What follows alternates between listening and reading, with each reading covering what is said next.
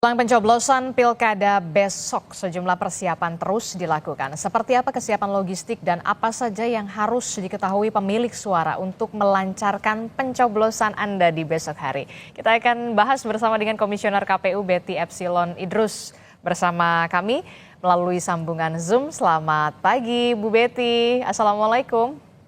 Waalaikumsalam warahmatullahi wabarakatuh. Iya, tampaknya KPU baik itu KPU pusat, provinsi dan juga KPU daerah lagi sibuk-sibuknya begitu ya di masa tenang. Nah, sampai saat ini Bu Betty, hari ini sudah sejauh apa distribusi logistik Pilkada? 1 hari loh menjelang pencoblosan, Bu Betty.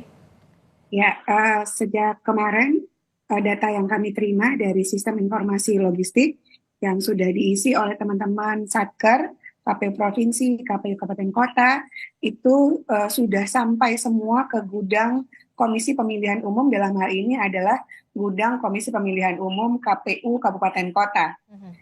Sejak 3 hari menjelang hari H pemungutan suara, logistik itu sudah turun ke tingkat kecamatan, itu untuk wilayah yang dekat. Bahkan kalau untuk wilayah yang jauh atau susah untuk dijangkau, saya ini baru pulang dari NTT, Mbak, dan juga dari Sulawesi Utara, untuk daerah yang keterjangkauannya sulit, maka logistiknya sudah dikirim lebih dulu, sehingga bisa sampai setidaknya selambat-lambatnya nanti H-1 menjelang hari H pemungutan suara, yaitu malam ini sudah sampai ke tempat yang ada di dekat dengan TPS atau di TPS itu sendiri. Jadi tergantung pada kondisinya. Misalnya di Jakarta biasanya semua kotak itu diletakkan di kantor RW dulu. Jadi nanti malam subuh mereka sudah siap untuk digiring ke setiap TPS. Jadi per malam ini teman-teman KPPS sebagai ujung tombak sudah mulai mendirikan TPS untuk pelayanan pemilih di hari H pemungutan suara, dan mereka sudah siap menerima logistik turun untuk hari H pemungutan suara. Saya apresiasi betul kinerja KPU untuk soal pendistribusian logistik karena memang di paket sebelumnya saja sampai tergelincir begitu ya. Bahkan polisi ada 4 orang yang terluka begitu. Bahkan kalau kita lihat untuk pulau-pulau terluar di Indonesia itu memang sulit sekali untuk dijangkau, dan ini memang harus kewajiban dari KPU, TNI Polri sampai pendistribusian benar-benar dipastikan sampai ke tujuan begitu ya, Bu Betty. Tapi begini, kalau untuk TPS-TPS yang rawan, kita kan melihat ya ada TPS-TPS yang rawan, baik itu rawan konflik ataupun rawan bencana. Kita tahu hari ini musim hujan. Bagaimana dengan soal antisipasi terhadap logistik ketika nanti di wilayah-wilayah yang rawan banjir atau mungkin banjirop, longsor begitu. Seperti apa antisipasi dari KPU sendiri? Kondisi itu tentu di luar kekuasaan manusia ya. Kalau ada bencana alam yang kita sebut dengan force major. Tapi untuk kondisi seperti yang sudah terprediksi di NTT, di Larantuka misalnya, ada beberapa hal yang sudah dilakukan oleh Komisi Pemilihan Umum, antara lain adalah realokasi TPS. Karena tidak mungkin lagi mendirikan TPS di tempat bencana alam gitu. Jadi mereka sudah direalokasi dan TPS akan didekatkan kepada pemilih-pemilih kita yang sudah berada di realokasi TPS di wilayah Kabupaten Flores Timur dan juga Kabupaten Sika di NTT. Nah, oleh karenanya demikian juga untuk logistiknya. Saya juga mengetahui bahwa ada logistik yang harus dikirim 7-8 jam dengan jalan kaki. Itu one way misalnya, atau bisa lebih dari itu. Karena motor nggak bisa masuk, atau kendaraan lain nggak bisa masuk. Oleh karenanya memang pekerjaan-pekerjaan ini membutuhkan banyak sekali energi, dan untuk wilayah misalnya sekarang kita ketahui dari BMKG bahwa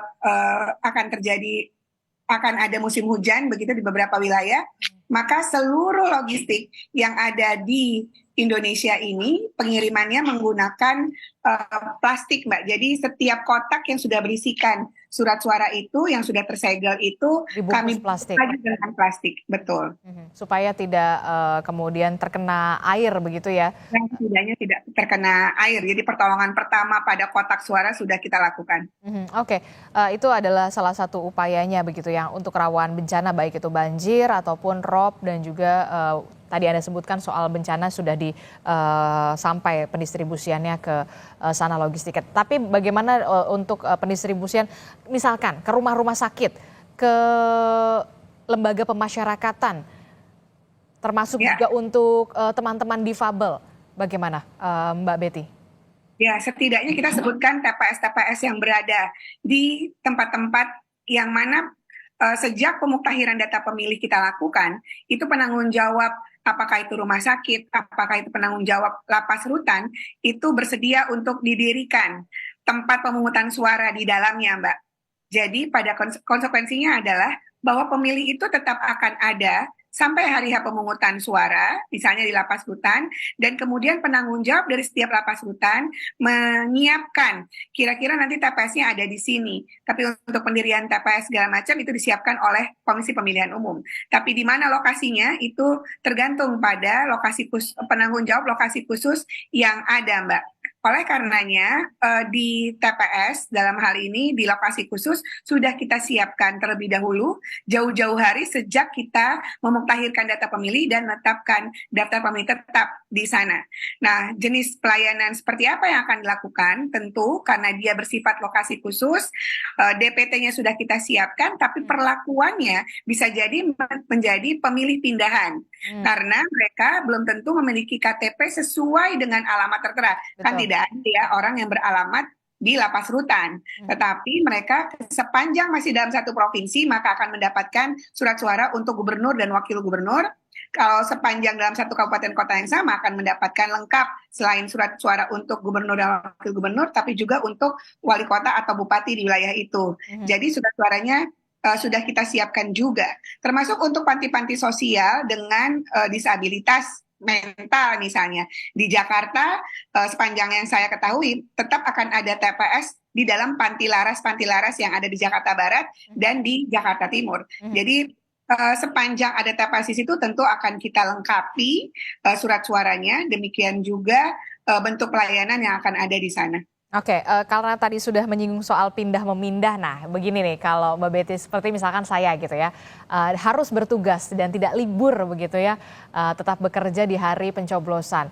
Jika pemilik suara tidak bisa ke TPS karena kerja atau kesibukan lain misalkan, apakah artinya akan kehilangan kesempatan mencoblos atau bisa pindah TPS? Nah, masih punya kesempatan nggak ini untuk ngurusnya nih satu hari jelang pencoblosan?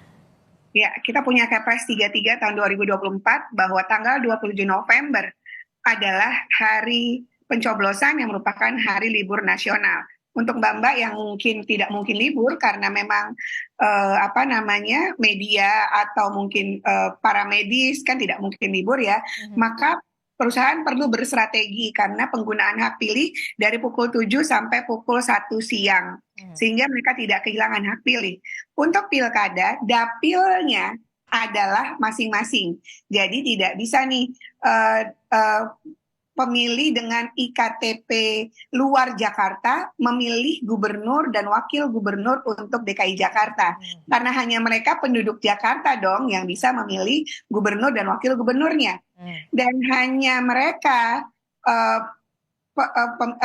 penduduk ber-IKTP tinggal di Kabupaten Bogor untuk memilih bupati dan wakil bupatinya. Nggak bisa dong orang Medan menggunakan hak pilih untuk memilih bupati dan wakil bupati di Bogor misalnya. Oke, jadi mungkin saya masih punya kesempatan setelah bersiaran begitu ya, saya pulang dulu gitu ke Sentul begitu, Kabupaten Bogor untuk bisa mencoblos dulu begitu, Bu Betty. Oke, Bu Betty terakhir, mungkin bisa diperlihatkan begitu contoh dari surat suara nanti yang akan kita lihat di tempat pemungutan suara sebelum mencoblos ini. Jadi ada berapa begitu, ada berapa macam gitu, Bu Betty? Singkat saja penjelasannya. Oke, surat suara yang akan kita coblos di hari pemungutan suara kecuali Jakarta itu akan memiliki 2 surat suara sekaligus kecuali Jakarta dan Jogja ya. Oke. Dan untuk gubernur dan wakil gubernur itu warnanya merah muda. Gubernur dan wakil gubernur warnanya merah muda. Warna merah, merah hati, Merah hati, sorry, merah hati. Merah marun. Merah Nanti marun. untuk bupati dan wakil bupati warnanya biru muda di sininya. Dan kalau untuk bupati dan wali kota dan wakil wali kota ini warnanya hijau toska. Oh, oke. Untuk dalamnya, kalau Anda punya 3 pasangan calon, maka dia akan berderet memuat nomor urut, memuat foto, dan memuat nama. Kalau Anda punya lebih dari 3 pasangan calon sampai 5, dia akan berderet begini. Okay. Tetapi kalau Anda punya 6 pasangan calon, dia tergantung wilayahnya ya Mbak, maka akan ada 3 pasangan di atas dan 3 pasangan di bawah. Jadi seperti ini. Nah, kalau untuk mencoblos, tentu Anda harus mencoblos di kotak mana yang Anda sukai. Kalau Anda menyukai kotak nomor 1, maka Anda akan mengisi di dalam kotak ini, dalam kotak si calon. Nomor 2, kalau Anda sukai, Anda juga akan mencoblos di situ. Dan nomor 3, kalau Anda sukai, Anda mencoblos di situ. Jadi salah satu di antaranya Anda akan coblos untuk pemilihan kepala daerah kita. Tapi kalau Anda mencoblos lebih dari sepasang calon, maka tentu itu menjadi tidak sah surat suaranya. Atau Anda coblos di antara ini, atau di atasnya. Yang penting tidak dalam kotak, maka itu menjadi tidak sah.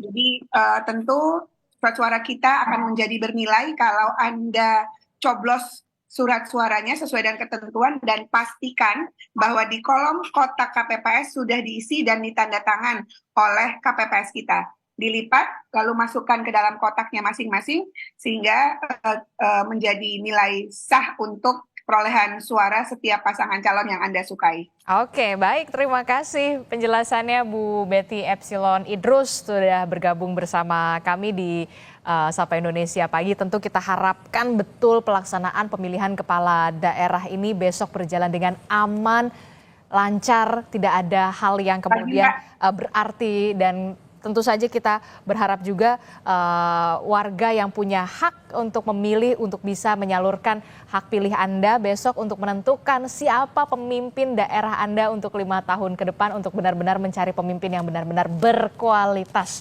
Terima kasih Bu Betty. Assalamualaikum, selamat pagi, sehat selalu, selamat bekerja Bu Betty.